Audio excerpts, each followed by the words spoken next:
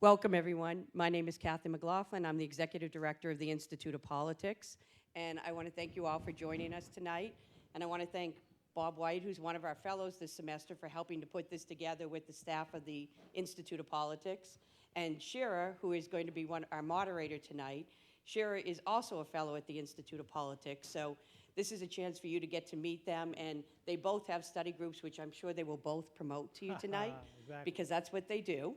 And we want to thank our guests for coming up and sharing this film with us. It's a really interesting way to see a candidate in a different light than just what you see on presidential debates or in conversations. This is a chance to get a really different view of the candidate. So we're excited to have you all here. I'm going to turn it over to Shira, who will introduce our guests. They'll show some clips, have a conversation, and then we'll open it up for question and answer with everyone. So thank you for coming. Shira? Absolutely. Oh, great. Thank you, Kathy. Thank you, everyone, for coming tonight. I think we're going to have a good time. You're going to see parts of the movie if you haven't seen it already. To my left is Greg Whiteley, our special guest this evening. He is the director and editor of Mitt, in addition to two other acclaimed feature documentary films, New York Doll and Resolved. Stuart Stevens served as the chief strategist of Romney for president, has been one of the Republican Party's top political and media strategists for 25 years. And Bob White was the chairman of Romney's 2012 presidential committee. He's a longtime personal friend of the candidate and my personal favorite, a spring 2014 resident fellow at IOP. Like Kathy mentioned, I'm also a resident fellow at IOP this semester. I'm also the politics editor at Roll Call, which is a premier news source on Capitol Hill for and about Congress. And now on to the making of Mitt. So Mitt, the film, as most of you know, follows Mitt Romney's presidential campaigns from his first run in 2008 through election night in 2012. Greg got unprecedented access for this much-praised feature, going behind closed doors to examine the candidate and his family's journey through two grueling campaigns. The filmmaker's own journey with Mitt started nearly a decade ago when he wrapped up his first documentary, a film about, and these are his words, a cross-dressing proto-punk rocker. So very similar to Mitt Romney, very similar subject matter. After the film opened in 2005, Greg received an email from someone who spotted the governor of Massachusetts at a Boston showing. His film had caught the governor's interest, and soon after, Greg developed his own fascination with Romney's fledgling presidential campaign. What started out as a 2-year project about a Mormon running for president became a 6-year-long adventure with Romney's family, friends, and strategists. 4 hours of film were whittled down to just 90 minutes, some of which we'll see tonight. You can and should view the entire film on Netflix, shameless plug. Tonight we'll watch 3 to 4 clips of Mitt, and then we'll chat about them afterwards with these 3 gentlemen to my left. Afterwards, we'll open it up to questions from you guys. We'll start with the first clip at the end of the campaign, which is also the end of the film. So spoiler alert, everyone, he does not win. This is an 8-minute clip, and let's roll it. ABC News live coverage of Election Night 2012. No surprises yet in the presidential race. The big battleground states are still out. We are here with our entire team of experts and analysts. We have our reporters out in the battleground states. The two of you have been there at this very moment. What's going on upstairs where the candidates are? What are they saying to each other at this moment? I feel like I just need to lay down on the ground and throw up. How is everyone so calm? Oh my gosh, I'm just dying. It's finally hitting me.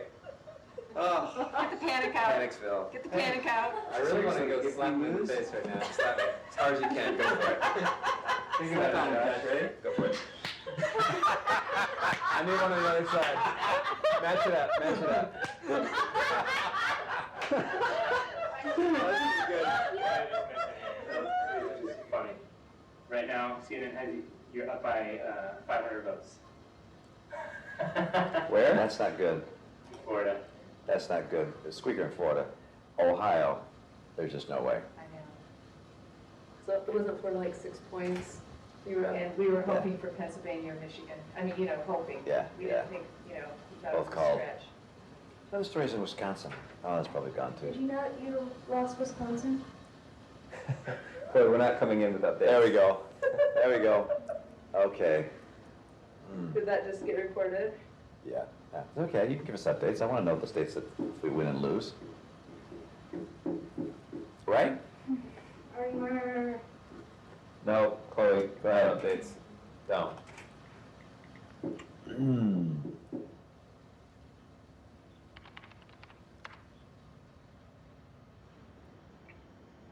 This trash here, whose stuff is this? Do you know? Some of those are mine. So far, George Allen is up 2%.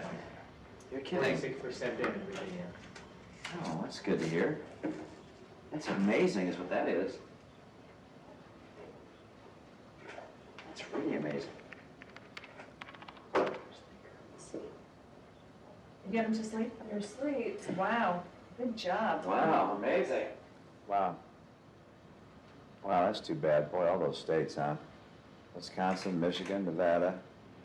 Well, so our only hope is Ohio, right? Yeah. We're hanging our hat on one state. All right, bye.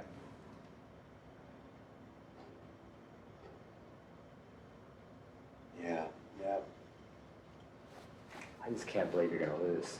I don't. Doesn't it makes your life a lot better, doesn't it? Yeah, but still, I just don't believe it's possible that you can lose. Doesn't change your life, does it? Ben? The pathway still is, Florida and Virginia, which is really close, and Ohio, which they're still feeling good about, because it's still just absentee ballots right now. And then we got to pick off Colorado or Iowa or New Hampshire. Or Nevada. Comes down to Ohio, folks. It does. It does.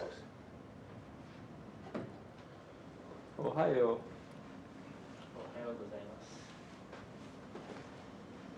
We were talking to Senator Portman. He thinks that we're going to have a margin that we can't catch up to in Ohio. We might come up just short there. And so, the group we just don't want you to look like some, John Kerry or Hanging on, you mean? hanging on, Yeah. Newt Gingrich. Yeah. We just want to do it right for you. And Ed talked to Carl.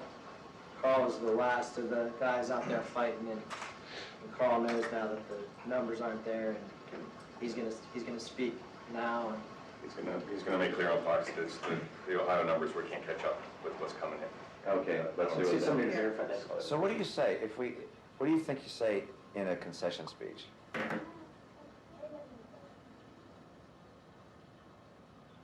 Let me read you what I have here at Susan. Thank you. Just called President Obama to congratulate him on his victory. His supporters and his campaign also deserve congratulations. I wish all of them well, particularly the President, the First Lady, and their daughters. This is a time of great challenges for America, and I pray that the President will be successful in guiding the nation. No one's listening. I was following this. Shall I send it to you this? Do you want me to send it to you? Yeah. Shall I do that? Yeah, Then we can, What's going on? we're writing a concession speech. It's finished. Yeah, Can you be gracious and still say what you think? I hope so, but. Because I don't know, Stuart. Obviously, you don't want him to look like a jerk. But he's in this race because he's passionate about what he believes in. Why not say, this is what I believe? No one thinks you just spent 2 years and you don't believe it. Yeah. And there's tomorrow, and there's the next day, and there's So the what? next day. What for what? Well, to go out and make your case. I mean, He's not going to run for anything. I can run for that, that's for sure. make the case for the. How would I make a case? Where? My time on the stage is over, guys. I mean, I'm happy for the time I had there, but my time is over. I think you're under. To do what? We're done. I think it's almost a pastoral role you're playing here, not a political role. And that is a part of what you're playing, I think, personally, is soothing people. Yeah, okay. I don't think this is a time for soothing and everything's fine. I think this is a time for, this is really serious, guys. This is really serious. To get up and soothe is not my inclination. I cannot believe that he's an aberration of the country. I believe we're following the same path of every other great nation, which is we're following greater government, money, tax the rich people, promise more stuff to everybody, borrow until you go over a cliff. I think we have a very high risk of reaching the tipping point sometime in the next 5 years. I'm just And the idea is saying, hey, it's just fine, don't worry about that. No, it's really not. This election is over, but our principles endure. I believe the principles upon which this nation was founded are the only sure guide to a resurgent economy and to renewed greatness. Ann and I join with you to earnestly pray for him and for this great nation. We're 593 words, so it's about 6 minutes. That'll be a lot of applause. How long are you aiming for? That's fine. I think it's fine. That's fine. Sure. Hey. Hey, Matt. Don't do it yet? Okay. All right. How long do you think you'll Still go? Okay. All right. We'll hold tight. Road says don't do it yet. Don't call yet. Don't do it, meaning don't call Obama? Don't call the president yet. Why? They all just called and said don't call the president yet. Why? So, I don't know. Not over yet, so premature. Why, if we lost Ohio? Well, he's saying there's a chance we'll still win Ohio, but it doesn't sound like there's in Ohio. doesn't sound like there's a very good chance in Colorado. That's the issue for me. Cuyahoga County is. Tell them the way Carver is redoing the Ohio map. You're up on the popular vote, by the way. Cheers, Shira T. We haven't gotten California yet. Well, even reporters like Ben Smith and people are saying it's crazy for Romney to rush to concede. Prolong the agony. Do we know? Did you call In him? Ohio. It's 12:04. What about Colorado?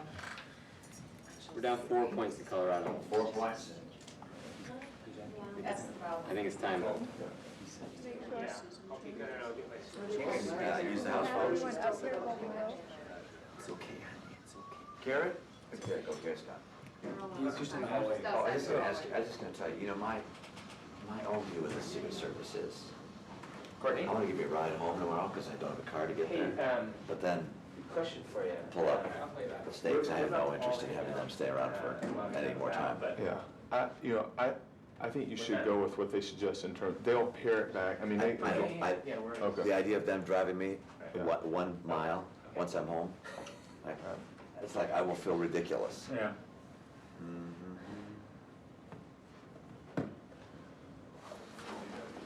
We need to hold for just a second. Okay, well, hang on. Family starts falling out.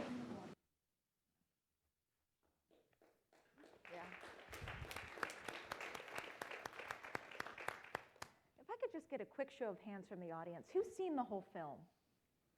Wow, that's great. It's terrific. So Greg, let's talk a little bit about what we just saw, a very perfect first scene. What was going through your head as you filmed this scene when you were in the room? And while you were in the corner there with your camera, did you know that you had your material for the opening? Were you like, that's what I want to open my film with? No, but I had this, boy, I was just discussing this last night with a friend who asked me the same thing, like, this is going to be too long an answer, but I've made 3 films No now, such thing. and each time I've finished a film, the last day of filming, I get this real succinct sense of melancholy. It's poignant, it just, and it's really strange. The first time it ever happened to me, it really surprised me. So I felt like I was just coming off this great high. I'd witnessed this amazing thing I'd felt, and I'd captured it on film, and there was just this kind of sadness. As I was filming on election night, there was never a moment, I don't think, I was ever taking for granted how amazing it was that I was filming the things that I was allowed to film, or even filming the things I was not allowed to film. I always felt it was a remarkable, remarkable honor, and this was no exception. But I was thrilled. I was elated. These are people that I'd grown to care a lot about, and I'm just somewhat embarrassed to say that I was absolutely thrilled to be there. I just thought, this is why I've been doing this for 6 years. It's to capture this moment right here. Where it would sit in the film, I didn't know, but I was just, I remember very succinctly, I've got to put the camera here. I'm just not going to stop rolling. And, I've got to move right here, right now. It's as though so much of a documentary film, you're making it up as you go along, and I felt very confident that night that I just knew where to sit, I knew where I wanted to go, I knew how I wanted to compose stuff. And then I was alone later in the hallway, in the elevator, packing up quickly my stuff, and Mitt was about to go down and deliver his concession speech, and I just started to bawl like a baby. Wow. It surprised me. Just even now, if I think about it, I'll start to get choked up. But I really, I wasn't. I don't want this to go the wrong way, but I wasn't choked up that Mitt was losing. I wasn't sad. I was anticipated for months that Mitt was not going to win this election. I always had felt like I was filming someone that would not be successful. I don't know how to explain that or why. I mean, he had a real shot. Don't get me wrong, but that's how I was wired. But the only way I can explain it is I've gotten emotional in that very same way in every film I've made, and there was a special intensity to the making of this movie, and I just sat there in this hallway, just bawling, and Paul Ryan and his wife walked by me to get on the elevator, and the elevator button is right next to me, and I just have my head down, and I can't remember Paul Ryan's wife's name, but she just gently leaned past me, excuse me, and just the door opened and walked by me. Yeah, so that's what I was feeling. It was both ends of the spectrum that night. Speaking of Paul Ryan and his wife, was there, did you film any of them in the movie, and did they know who you were at that moment? They only, I was introduced to Paul Ryan when I filmed at the convention, and probably the scene I'm most proud of was the sequence in which I cut together Mitt both putting the final touches on the speech with Stuart, and then Mitt giving the speech. I was backstage with him, and I filmed him going on stage, and that combined with pool footage, I had the footage, and then him recounting to his family in the hotel suite after, this is how this went. And when I got to this moment, the crowd laughed. I couldn't believe they laughed at this line. Then he re-gave the line, and I took all of that and I edited it together so that it was both the pre-speech, the speech, and the speech after. And then during that, Paul Ryan came backstage and was sort of meeting with Mitt, and Mitt was congratulating him on the speech he gave the night before. And that was the first time I'd met him. I'm sure he wouldn't remember me today, and I'm sure he didn't remember me on election night. But oddly, I saw him 4 times in all the time that I was filming Mitt. And I think something you don't realize, because you see them together on TV all the time, they really don't spend that much time together. They're both, for strategic purposes, campaigning in different spots for most of the time. Interesting. His presence perhaps was a little nerve-wracking for you, Stuart, at times, was it? Do you have to be convinced, to let him inside the campaign trail? And if so, who convinced you? There was, I think the way that the film ended up, where it focused on the family, was really fantastic and it's really unique, and I love that. I've never been big on people who work in campaigns getting a lot of attention. I kind of am old school about that. So the idea that we were going to make a war room type film where Bill Clinton never appeals, was the sort of thing that had no appeal to myself and I think a lot of other people in the campaign, but it really was not what brought Greg, from what I understand, into the process was Mitt and the family. And so to follow that thread through, I think, is really special. There's a lot of campaign films about people that work in campaigns, and I don't think it's nearly as interesting. The scene we just watched, you're kind of behind a water glass, and one of those on the right there, next to one of Romney's sons, and you mentioned something to Romney about the tone of his speech. I couldn't quite hear it. What were you advocating there? I think you said soothing. I think just being just sort of aware that there were a lot of people that were really disappointed and wanted to hear. Being around the governor, you could see that he was going to be okay, and that they needed some help in anything they could to feel okay, which I think is something that we forget sometimes of how much people are invested in this process and what it means to them. And they're actually, was a draft of a concession speech. It was not one that he had written, but there was one the staff had prepared. So this idea that there wasn't a concession speech is both true and not true. It's true that he had written it, but the staff had prepared one as you would sort of in a matter of course. So part of what he's doing is going through a draft there and editing it. We were not starting from scratch. Of course. And Bob, you were notably not in that clip, maybe once very briefly. While that was going on, where were you, and what was your role at that point that night?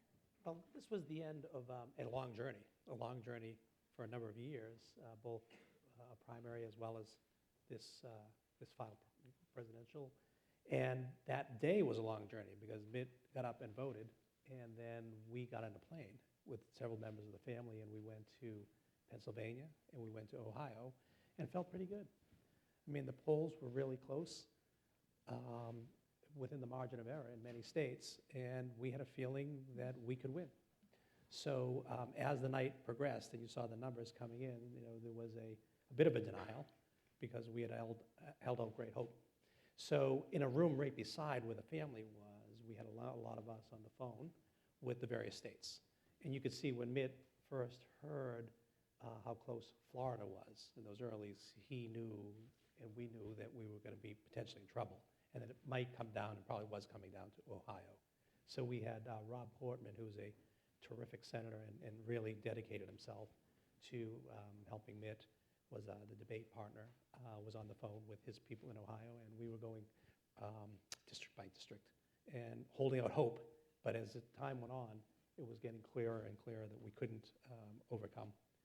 So we were in the other room looking and hoping, and you saw some data that said we're going to lose, and then some data, wait a minute. And so we were, should you go down and should you not go down? And we were trying to get as much data as possible, and then it became pretty clear that we were not going to be able to overcome.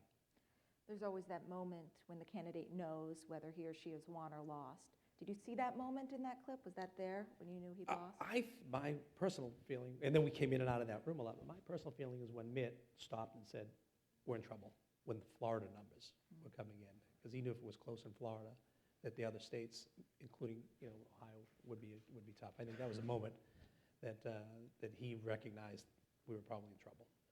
You agree with that, Stuart, or was it earlier? I wasn't in the room then. The numbers, I didn't like the exit polls. Though the exit polls have been very bad in 2004. We had gone through this before. I was working in the Bush campaign. But in life, generally trying to convince yourself that exit polls are bad is not a great business to be in. I'd rather be in the business that convincing myself they look too good. The exit polls were not super close, and you usually want a variable there that is going to play to your favor. I always, after the hurricane, I really felt like we lost an ability to control the dialogue at the end of the campaign. And every time I've ever been involved in a race where we beat an incumbent, at the end we really had to prosecute an argument. And they're sort of like NBA games where you have to control there at the end. And I think with this extraordinary tragedy that happened, it was just beyond anybody's ability to do that, and really took it beyond politics, as it should have. But we lost that ability to go out and prosecute an argument against an incumbent president that you could then carry forth and try to build momentum. There's a lot of data that could indicate that the storm mattered or not mattered, but just the way it felt at that time. We went from big sweeping rallies to sitting in hotel rooms watching, this tragedy unfold. Right. Greg, I'd like you to introduce the next clip that we've affectionately called the Flippin' Mormon. Why don't you go ahead and tell us what we're about to watch? So this is back in 2008, and Mitt was in this, for a while, very enviable position to do something that I think is unprecedented. And you could catch me, you would know this better than me, but I don't believe any non-sitting presidential candidate has ever won both the Iowa caucus and the New Hampshire primary. Mitt, for a while, was leading handily in both. And it looked like he was going to pull off something historic.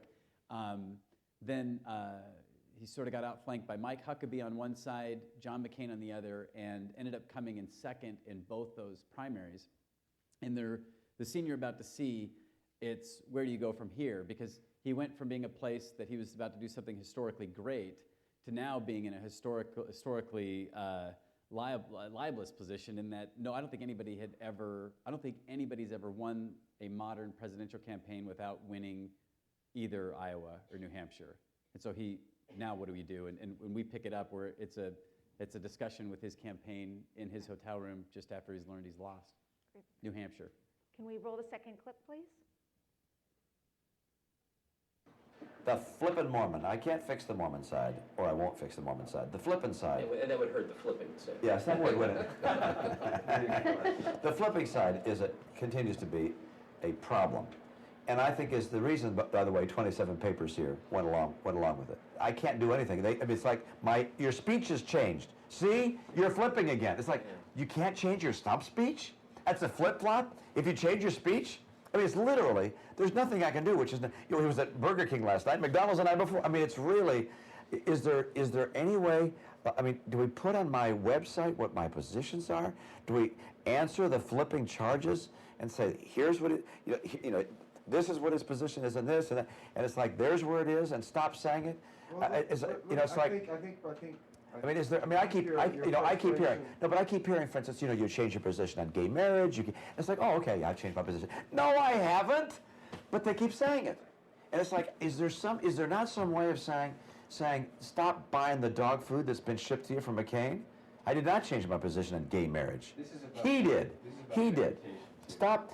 No, I'm not worried about that. Time heals all wounds. I'm not worried about that. I really am not. By the time. 10 years from now, no one will even know. It's like, weren't you the guy that I can't remember? I'm not worried. It's so damaging to me. That's how we all remember Kerry.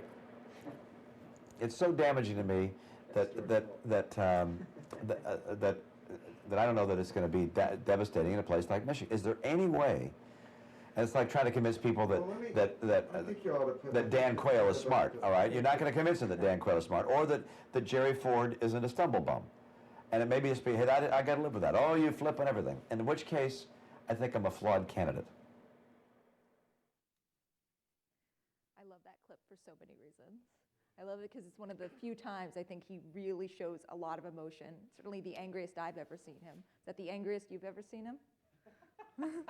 No? Yeah, you've seen him angrier? That's what I thought. I didn't think he was very angry. Yeah, you've seen him a little angry? So, frustrated. Bob, at that point, did you think he would run again? Well, we were still in a race then. Right? We had just lost. This was after? Yeah, it was just after New Hampshire. Okay, so you're still in. And a couple of things. We had done something very wrong in the 2008 by setting expectations really high. So our expectations, we had talked, we were going to win early and we were going to win often. And we raised a lot of money talking about winning both Iowa and New Hampshire. And as Greg said, that's really never been done.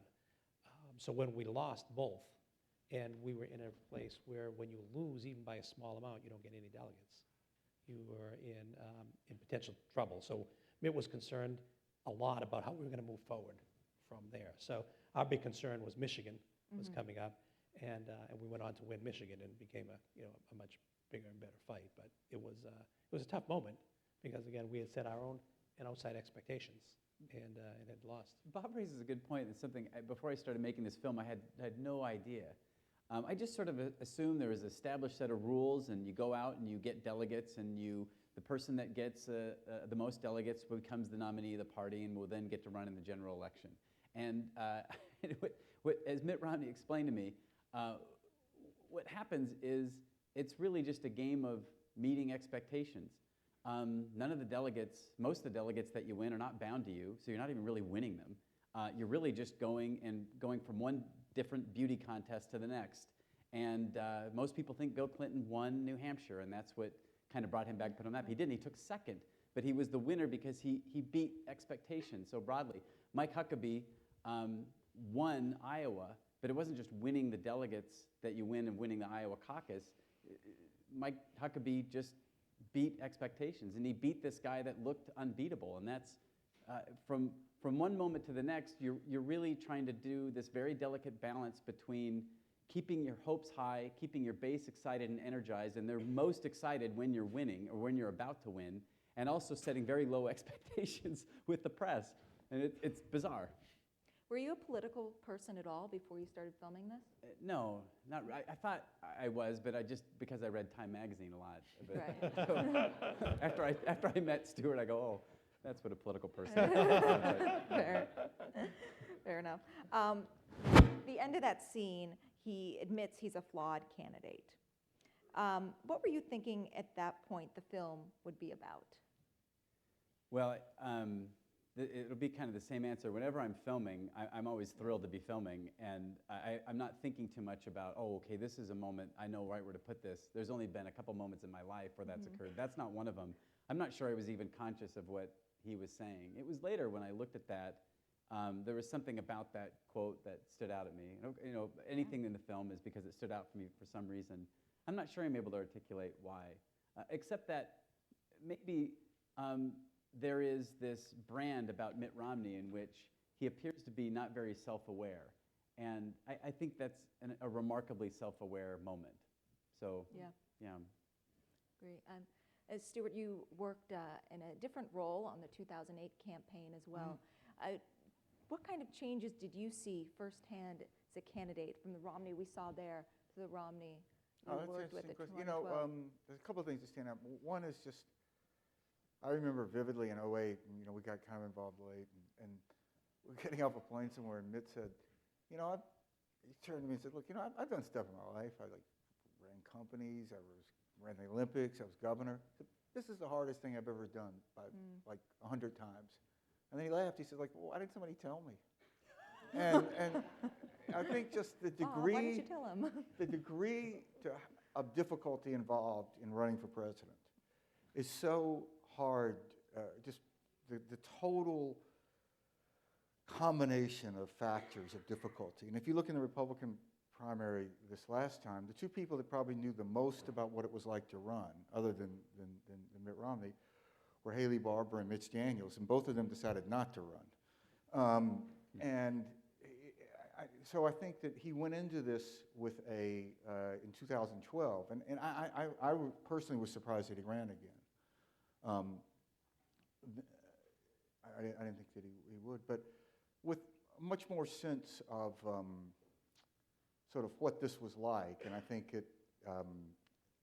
he has a great sense of humor and an ability to sort of capture the humor in these moments. You have to be able to appreciate sort of the absurdity of this process we have of running for president, like Greg was saying. Yeah. We'll move on to the third clip. I think nearly all of you have seen it. If not on Netflix, then probably in some of the previews.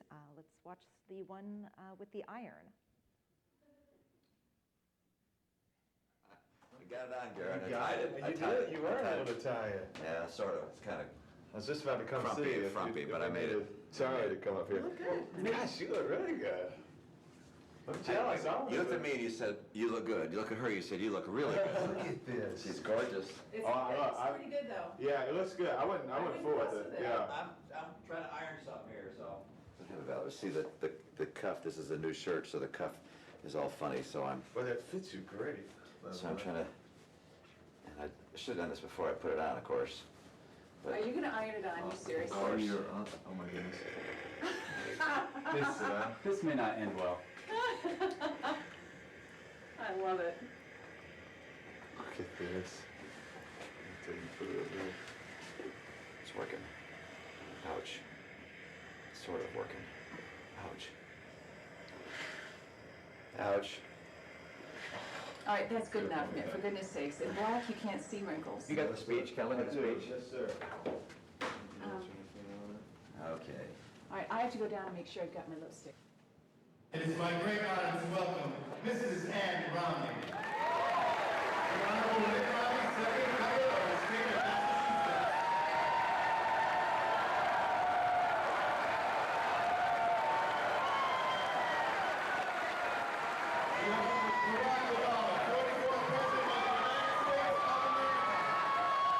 Now, Al, you are right. A campaign can require a lot of wardrobe changes. Blue jeans in the morning, perhaps, suit for a lunch fundraiser, sport coat for dinner, but it's nice to finally relax and to wear what Ann and I wear around the house.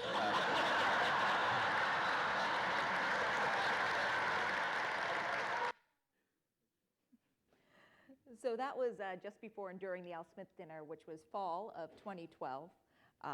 And the irony of him being all dressed up in his tuxedo and then trying to apply an iron to his sleeve, I think is something that we all enjoyed. But most of all, people have talked about it because of the humanizing effect it has on people who watch it, right? They see him in a different light after they see him trying to iron his clothes while he's wearing them. Then there's also been a lot of debate about this as well, if there was a way to show the more human side of Mitt Romney, this guy you see ironing himself. What do you think, Stuart? What would be the way as a strategist to show that side? How would you do it? I think anytime you're talking about humanizing somebody, you're probably in a bad place because it's an unusual phrasing. I think that it's very difficult to grasp a sense of who people really are as running for president. And I'm sure that if there were great frustrations inside the Obama campaign at various moments, particularly in 2008 when he was new, that you were not really seeing the same person. If you look at George Bush, 41, war hero, youngest Navy pilot, decorated, Newsweek has him on the cover as a wimp. And I think it's, Jerry Ford, who probably our most athletic president, was characterized as someone who, he was an All-American at 19 and a great dancer. And it was, So I don't think it's anything new to the process. It's a very complicated question of how we see these people, and is it getting better or worse? That has a lot to do with the interaction with the press. I tend to think it's getting worse rather than better. That there used to be more ability for candidates to spend downtime with reporters off the record. I mean, you could speak to this better than I. And that was accepted as okay. Now, there's a whole question whether or not with reporters, is that, understandable question, is that ethical or not? And so I just think it's more difficult, and there's more barriers between candidates and the public, oddly enough, even though we have more coverage. Bob, no one on this stage knows Mitt Romney better than you do. I think it's pretty safe to say. Over the course of the campaign, did you push to try and show this, and did you advocate a way to do this human side of Mitt Romney? Having known him for so many years and gone through so many different experiences together, whether it be in business and personal, down at the Olympics, and watching him, address many, many problems and turn things around, and see him doing things like ironing his shirt with it on, and lots of other things like that. It was and is still frustrating and haunts me that after 2 presidential campaigns and $1 billion of spending, it's hard for people to know the Mitt Romney that I know. And the person who I think would have made a great president and would have brought a real humanistic side to all of the other great things that he does and all the great skills he has. So, we had lots of debates about how and what we should say. Stuart and the whole team, we looked at opportunities to more humanize him in your terms. And I think, as Stuart said, it's a very tough thing to do. But I'm frustrated, as many people are, that people watch this film and say, geez, I may not still have voted for him. I probably disagree with a lot of things he says, but that's part of him I really never saw. So I think, whether it's the campaign or campaigning in general, it's frustrating. And I have a study group that I'm going to shamelessly plug right now. I was about to say, if you don't use that as a lead-in to plug. Is my producer here for the study group, but we're going to explore some of those things, because we have a study group that meets weekly and is going to talk about presidential politics and campaigns, and she's laughing because she has one also, so this is a plug. But I think these are questions we're trying to explore. So I'll also take a quick turn to plug. Mine is tomorrow at 4 o'clock. It's about the midterm elections, gender, media, and the permanent campaign. It meets right over there. Thank you very much. Okay, we should move to questions soon, but we have prepared one more clip. Do you guys mind if we watch just one more clip? Is that okay before we go to questions? Okay, great. And then I have more for you. So let's roll the fourth clip about, and this is the afternoon and evening before the first presidential debate.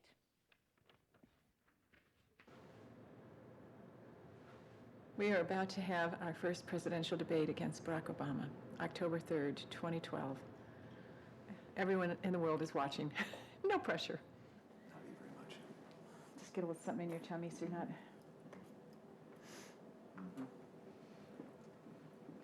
So, any advice? Yes.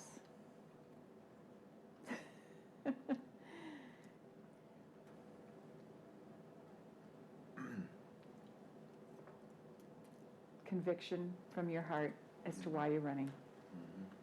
Conviction that this country's on a wrong course and that you are able to put it on the right one. Conviction. Complete power from within your heart. That's all.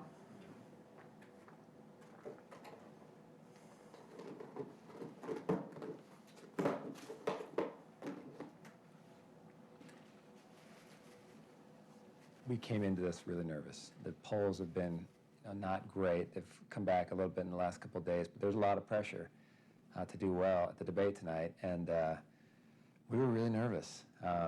Just thinking about President Obama, he's a great speaker, and just has, he has the mantle of the presidency. So do you think this debate's going to be different from the others in that you'll be intimidated by the fact that he's president, or Sure. Are you kidding?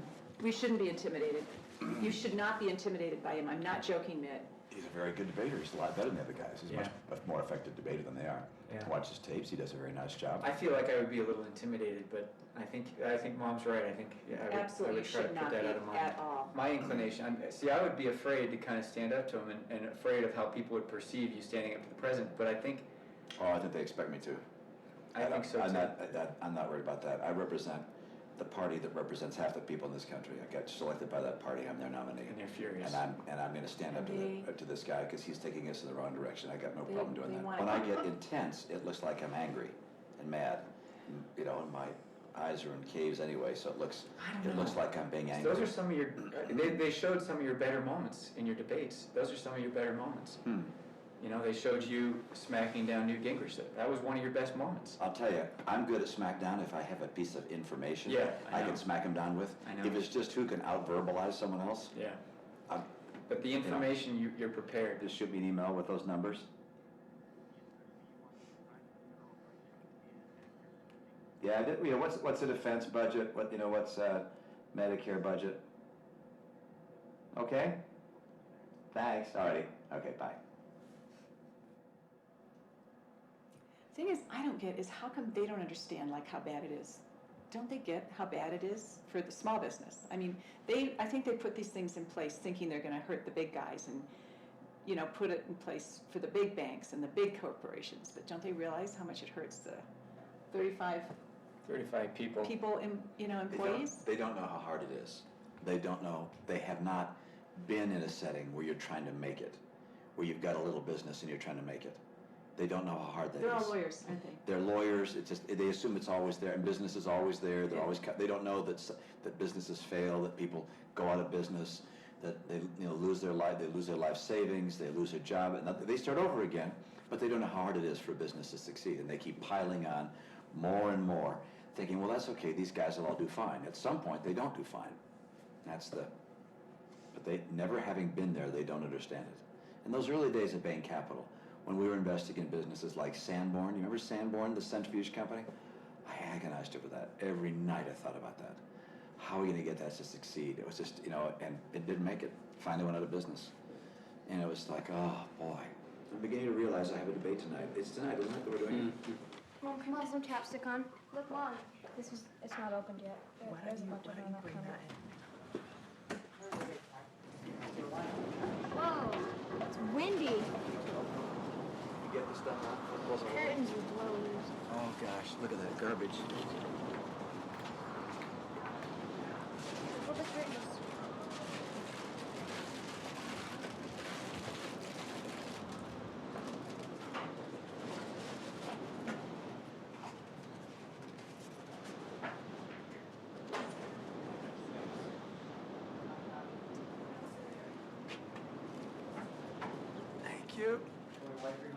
down, please, okay? This is all Steve. Can you open the door for me?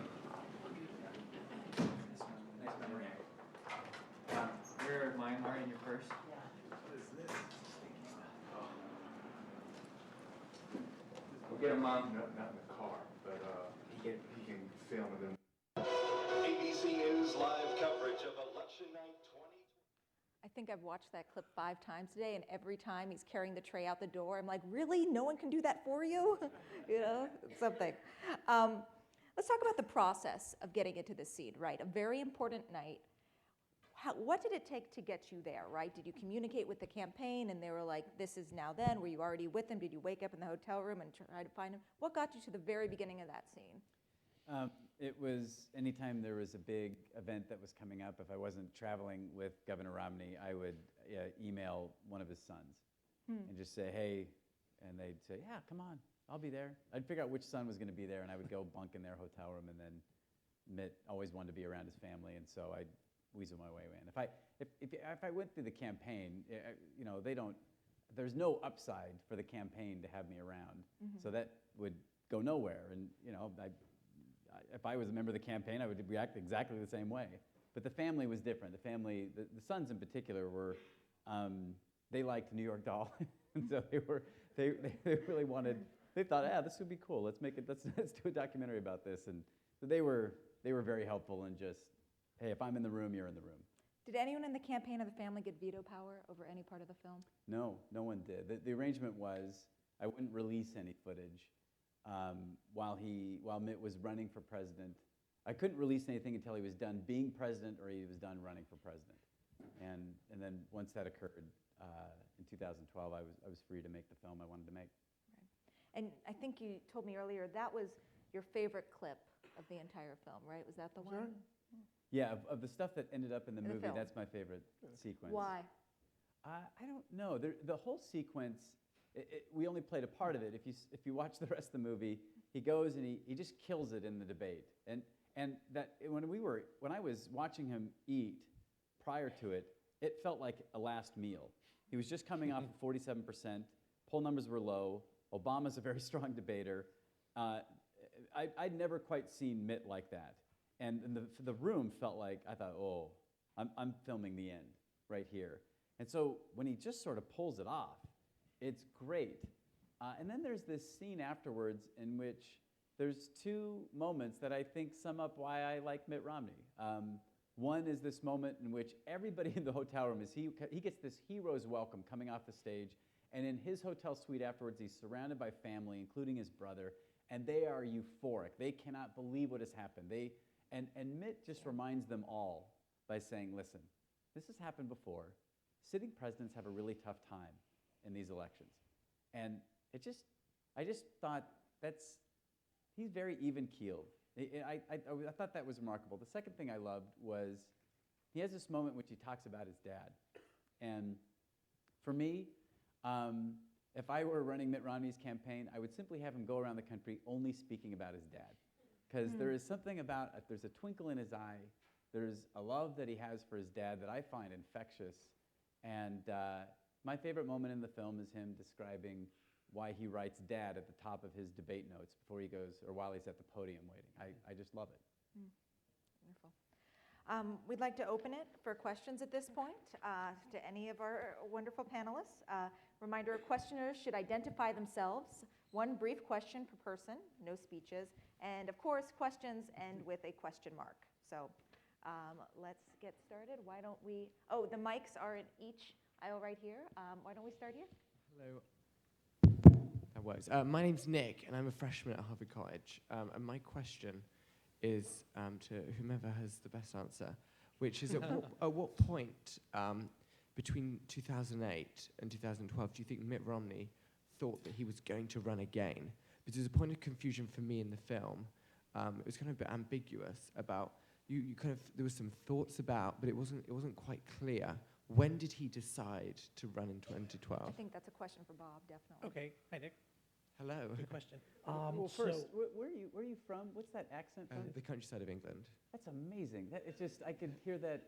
Will you narrate my next? I knew that. Sorry. So when Mitt lost, he had no plans about another run. But he spent a lot of time thinking about the issues of the country, and he wrote a book. And the book was called No Apology. And I highly recommend that book for anybody that wants to have a better understanding of how he thinks about the opportunities that this great nation faces, the great opportunities we have and the challenges. And as he was writing that book, he was thinking an awful lot, again, about what had happened in the campaign and where the country was going and what he thought the prescriptions for that were, and lays out a group of options on most of the most important things that he saw as the opportunities and the challenges. And then as the field was getting more and more established for 2012, he actually asked me to talk to several people that we had worked with in 2008 to critique the campaign, to critique him, and that was in 2010-ish, 2010-ish. And there was a meeting with the family where we and he went through the opportunity and the potential to run, and we talked about whether we thought that the people that had supported him before would be there, and whether he had a good rationale for candidacy, and they went through a very soul-searching process, having known what it had been. So it was well after he wrote the book, and probably a year and a half. Stuart, probably that meeting was about 2 years, I would say, 2010. And also, I think part of it was that there was an expectation, I think, after the 2008 election, that things would get a lot better faster than they did. And I think had the country been going in the right direction and had things been going well, that he wouldn't have, he wouldn't have run for nothing else. He wouldn't have had a chance. But yeah, there wouldn't have been I think, a call to public service that he really felt, because I think he really felt the country, like a lot of people, was going in the wrong direction. Thank you. Over there, please. Hi, my name is Max. I'm also a freshman at the college. And I want to ask about the last clip, which I was really hoping you would show. One of the things that Governor Romney seems to imply is that basically the reason that he believes President Obama and his team are sort of misled is because they're lawyers, and that follows a lot of what he said throughout the campaign, which is that we needed somebody who's a leader in the business world. But I think there's definitely an argument that somebody in the business world has a very specific view of the economy, from a very specific part of the economy. They might not take account for a lot of external factors, externalities, things like that. So I guess my question, which is probably for the two of you, is what is the reasoning? What is the argument that a businessman like Governor Romney has a better view of the economy as president? Well, I think he just actually described it in that clip, which is, first of all, regulations that get passed have a dramatic effect on businesses. And, we need to build the middle class through great jobs. We need to have a job-creating machine. And if you've not been in business and see the effect of regulations, if you've not had to fight through what sometimes multiple regulations can do, you don't have that perspective, is the first thing. The second is, we have to live within a budget. And in businesses, private sector, you can spend what you bring in, or you're going to be in trouble. So having the discipline of living through and having to meet budgets. And the third is just the leadership that comes from leading organizations. So my feeling for Mitt was that he had a lot of great business experience, so he had those. But then he went on to run the Olympics. And the Olympics was a really tough situation that when he went into it was broken. So that experience, after he had done the business and had the experiences that I just described, and then came to the state of Massachusetts, which was in tough fiscal situation, was able to not only fix that, create a rainy day fund with a great team of people, who many had private sector experience, and get health care here for all, were a set of experiences that I thought would have very well met the unique challenges that the country had faced. So it's that multiple set of challenges, multiple set of living with what regulation can do, and I think that combination is really, really important. Thank you. I'll use your question as a quick segue to ask Greg about the business of this film, right? You've spent 6 years of your life on the campaign trail before you even could go to the living room and start putting together the feature-length film. How did the deal with Netflix come about, and when? Boy, there's, so when you, in the business, Stuart knows this, when you create something like this, you're creating it on spec, which means you're speculating somebody will be interested in it when you're done, whether you're writing a screenplay or you're producing an independent documentary film like this. You're almost making it first, and then as you're getting ready to finish and land the plane, you're thinking, oh, well, all right, who's going to buy this? The normal people for a documentary like this have always been, at least in my career, have been people like HBO. Showtime has become a bigger player. The Sundance Channel, of course. Discovery has stepped up. AMC has in the past known to buy some. But there were two interesting players that stepped forward and were extremely interested, and they were non-traditional players in documentary speculative work. The first one was CNN, who has just opened up a films division and has become super aggressive. They had a huge presence at Sundance this year, and they were just releasing a film called Blackfish, which was getting great success. And I think in a way of sort of reshaping the direction of CNN, they had hired away a guy that was saying, look, we want your film to become a flagship of what we're going to do in the future, and so they made a very aggressive offer.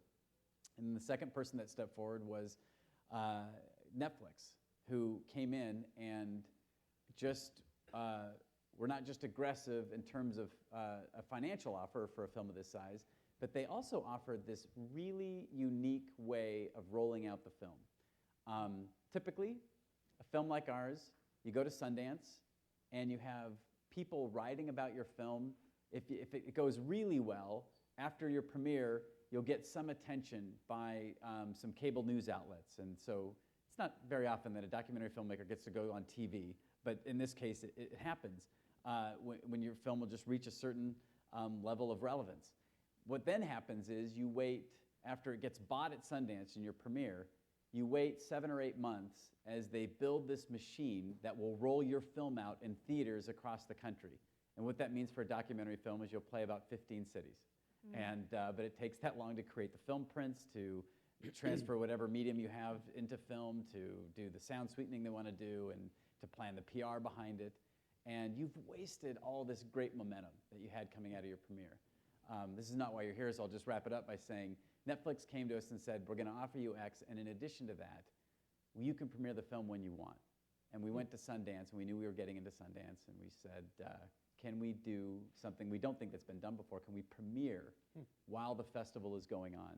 Because we just anticipated there'd be a lot of people that would be, what they call in politics, earned media. We would be getting a lot of just free publicity coming out of Sundance, and we wanted to just augment that a little bit with the PR budget and then have the premiere right then, and it was just too good to pass up. I think the idea of streaming, that we won't be the last ones to do it.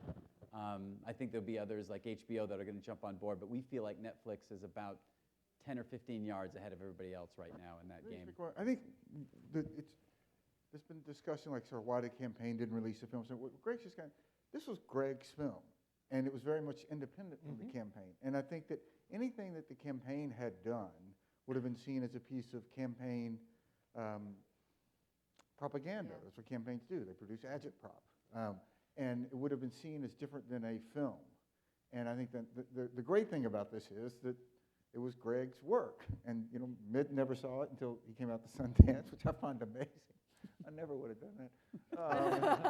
But just for the sheer embarrassment factor. But anyway, I mean, and so it has an integrity to it. And it's seen that way. And it's not like, okay, and this is, now we're going to try to sell you this. It's like, here's a piece of art. And you can bring to it what you bring to it. You can come away with what you come away with, and maybe you come away liking the person more, liking them less, whatever experience you have. But that's how we react to art. And we react to politics very differently, where we're being, with the expectation we're being sold something. And I think that's a key distinction that made the film, I think, in part so successful. Yeah, and I hadn't filmed the ending yet, so I don't know how you'd release it.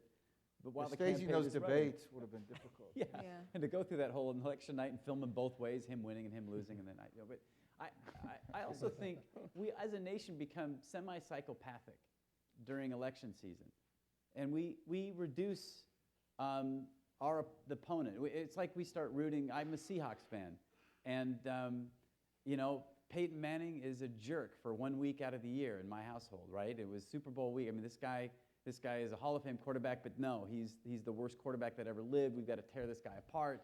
And it's only after we win or after that game is over that I can reflect and go, that's silly. Peyton Manning is probably a decent human being. So this was your fault. Yeah, this was my fault. But I think this film, if magically it could come out during the campaign, Stuart's absolutely right. I think we see it through a completely different lens. And I also think we view people who lose presidential campaigends in a much different way. We let down our guard. We become more human. We have more empathy. And ex-presidents, too, I think. Ex-presidents, true, yeah. You see this with George Bush. Yeah. Anyway, go ahead. I'm just agreeing. I don't know. I was aggressive and angling and doing everything I could to try and get this film out because I had a version done in 2008. I thought okay, I put my 2 years in. I got this great little film. We're going to go ride the film festival circuit and hopefully get somebody to buy it. And I was just devastated when I learned that he was running again and that he wasn't going to let my film come out. Just because, I've just poured my heart and soul into it. And it's the best thing that ever happened to me. So that was a separate negotiation then for the second run? Well, negotiation with who? With the campaign. Well, it was yeah, I don't know. I mean, that negotiation would have been really quick. Yeah. I just called up the brothers again. Oh, yeah. Fair enough. Please, go ahead. My name is Ben, and I have a question for Greg. Kind of a follow-up to the Netflix issue. Netflix has been pretty innovative recently. House of Cards, season 2 just got released, and they released all the episodes at once, which was fairly innovative. And so they've been doing a lot of innovative things in terms of programming and content itself. Your documentary is relatively short compared to all the hours that you filmed. And I noticed that, for example, the primaries during the 2012 season are kind of truncated just because you covered that in 2008 and it's slightly repetitive. But I can imagine there's very interesting content with Newt Gingrich and all the other folks that were encountered there. Would you ever contemplate releasing a director's cut where you might have more scenes? I mean, I understand the traditional movie theater, there's time caps, but in this new era of Netflix, I could imagine being able to release much more content that would be interesting to political people like myself. What are your thoughts on how Netflix could leverage more content, or do you think it should just be the 90 minutes and that's it? No, That's a great question. Thanks for asking that. I spent probably 8 of the most intense months of my life editing this movie, and I got this thing down to a really tight, really quick-moving 4 hours. And I thought, how do I get this to 90 minutes? And it was like killing my children. This scene coming out, and this scene, just for those of you familiar, you shoot, and sometimes that election night scene you shoot for 4 hours, and I'll spend a month editing that scene. And there are 30 other scenes just like it that it's better if you just take it out and it kills you. And the only solace is, there's a website, mittmovie.com, and in about 4 months we'll start uploading some deleted scenes. If you're interested, come follow it. We're allowed. Netflix very graciously allows us to sell the movie through that website starting in about 4 months. And I think to kind of kick that off, we'll have some deleted scenes. So please. It's a great question. Yeah, thank you. Up in the balcony, please. Hi, my name is Jacob Merlo, and I'm a junior at the college. My question is primarily for Greg. So you've talked a little bit about how the negotiation happened, but how do you, if I decide I want to document a campaign, how do I start that? Where was kind of the first step? Did you call Mitt himself, or did you call Stuart, or did you go to the Sons? And then I guess you just mentioned that there was a point where you realized that you wanted to do it for the 2012 election as well. So when was that point? How did you make that choice? And then finally, were there any scenes that you chose not to put in the movie because you thought they were sensitive or personal, or anything that you could have put in if you had wanted to but chose not to? No, I mean, to answer the last question first, the only thing that governed our editorial process was, does this make the movie more entertaining or not? Or is this true or not? I didn't receive any instruction from the campaign on what went in or what didn't go into the movie. I mean, I made the movie I began editing in earnest late November 2012, so there really was no campaign to answer to. And it's, yeah, so to answer the rest, I went and when I heard that the governor of Massachusetts had seen my movie New York Doll, I thought, well, I started paying closer attention. There was a little paragraph, I want to say New York Times, in which it described the governor of Massachusetts would be gathering with his family in Park City, Utah, over the Christmas holidays to discuss whether or not he should run for president. And there was something that just grabbed me. I thought, that sounds like the beginning of a great movie. I mentioned this to a producer who said, I know someone who knows Mitt Romney's son who works for the Dodgers. It was Tag Romney, who was working for the Dodgers at the time. He arranged a lunch, and I had this whole PowerPoint, this pitch that I was going to give on why, and I got like, I think 2 minutes into it, and Tag said, hey, I'm in, let's do this. Mitt, he took it back to Mitt. Mitt said, no, this is silly. And so Tag called me back, and he said, yeah, I took it to my dad. He said no, but my mom said yes. and honestly, Tag said, if you showed up to our place in Park City over Christmas, I'm not sure you'd get kicked out. And that was. Did you just knock on the door? I texted Tag en route. I grabbed my family. I knew we had friends that lived in Park City. We spent Christmas with them. But on Christmas Eve, Tag texted me the address. I knocked on the door, and Mitt Romney, I'm not kidding, Mitt Romney opened the door, looked at me, rolled his eyes, and welcomed me in, and that was it. I just started filming, and I just kept filming for the next 7 years. That's excellent. That's absolutely excellent. All right. I just want to make sure we get, okay, great. I just have one question for Stuart and for Bob, which is, and by the way, it's a great film. We watched it last night. It's really wonderful. But clearly recognizing how difficult it is to change a narrative about someone, whether it's Jerry Ford or someone else, one thing that it seems to me clearly would have dispelled the myth that Governor Romney was uncaring or unempathetic were the testimonials given at the National Convention and in the prior ad that Bob showed in his study group yesterday. I mean, those are heart-stopping. And I wonder why, was it just a matter of allocation of resources on your message, or why wasn't that front and center? Just very curious. I'm sure it was a strategy. And if I can add, this will be the last question, but if you'd like to come up and ask something afterwards. Well, it's a really,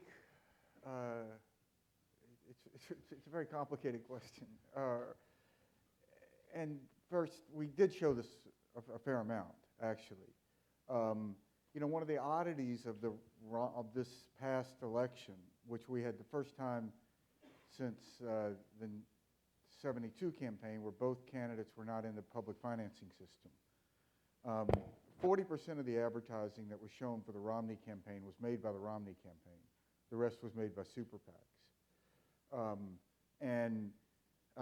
Contrary to some, I think, sort of understandable perception that, there's sort of a wink and a nod on both sides, Democrat super PACs and Democrat campaigns. There's actually not, in my experience, has been, and that people are terrified of there being one. So. You mean between the PAC and the campaign? Between the PAC and the campaign, So I sort of, if you say you're putting out a newspaper and you're trying to win a Pulitzer Prize, and 60% of your content you don't assign, edit, or place. It just comes in and it's boom, it's there. And you're left to work with the remaining 40%. Whereas in the Obama campaign, because they had a great funding advantage, because they were incumbent president and they didn't have a primary, as the next incumbent president, be either Democrat or Republican, will have, 80% of their advertising was created by the Obama campaign, and they produced twice as much advertising as, they aired twice as much, a little over twice as much as we did. So we were always in this sort of Sophie's choice of what it is that we will do in advertising. After we won the primary, we had about $4.2 million in April to spend on television. The Obama campaign had $130 million. One of the things that we found when we tested this a lot and talked to people a lot was the sort of threshold question for voters was, what will Mitt Romney do as president? Which, when you think about it, makes sense. And then you would say, yeah, but what about this? What about this quality? But what they came back to is, well, look, before I care about him, I want to know what's he going to do as president? And when you came out of the primary, there was a tremendous confusion in voters as to these candidates, because it went on for a long time, and we found that a certain percentage of people thought that he was a Catholic who was against contraception. And you know, we are so into this, we think everyone's following it, but I always liken it to, at a certain point, it sort of becomes like you're in a restaurant and you're trying to eat, and there's these other people arguing at a table, and you just kind of wish that they would be, he gets kind of snatches of the conversation, you wish they would just go away.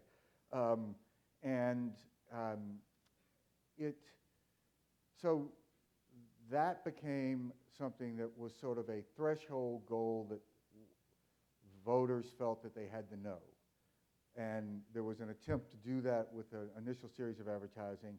Then once they reached, okay, I like this, there's stuff here I like, and it's interested, and there's someone who could be president.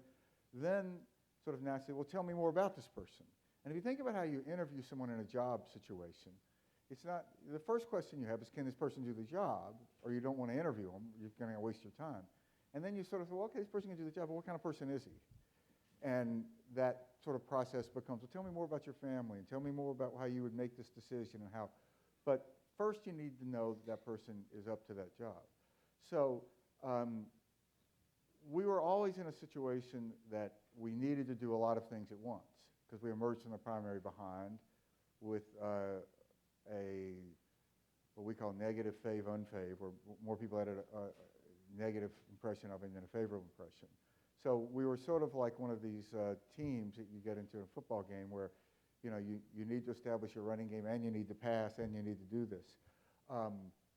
And there's a very interesting book that I really would recommend to everyone called The Gamble, which is by two political scientists, John Sides and Lynn Varick.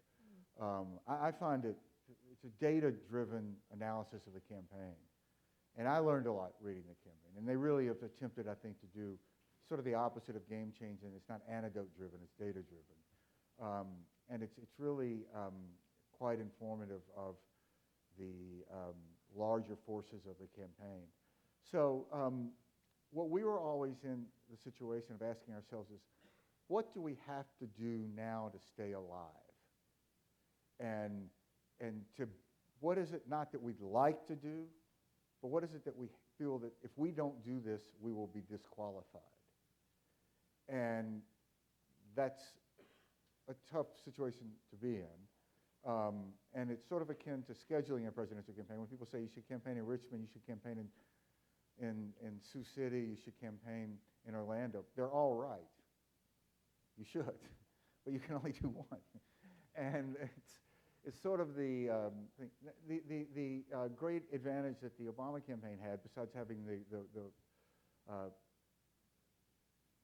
Oval Office mechanism. And I worked for the Bush re-elect in '04, and it's a tremendous, it's more fun to have that apparatus. Is they had 4 years to plan this, and a lot of their efforts could build to a crescendo, whereas, you know, when we were out there trying to survive in Iowa, they're out trying to win Ohio. And when we're trying to, you know, win Florida or win Illinois or win these primaries, they were able to prepare for a general election campaign. And we've had, you know, we've now have sort of institutionalized in these campaigns these series of postmortems, which having done it for Bush and having done it now for Romney, it's a lot more fun when you win. But when you talk to them, they will talk about sort of how they could begin to plan 4 years out and have the resources to do this. It's a huge advantage for incumbent presidents, and it's why, particularly when they're not in the federal funding system, which has made a big difference. Anyway, that's a long-winded way to... Can we please thank our panelists today? Greg, Stuart, and Bob, thank you very much. And thanks to you all for coming this evening. You can watch the film again on Netflix. Thanks for coming.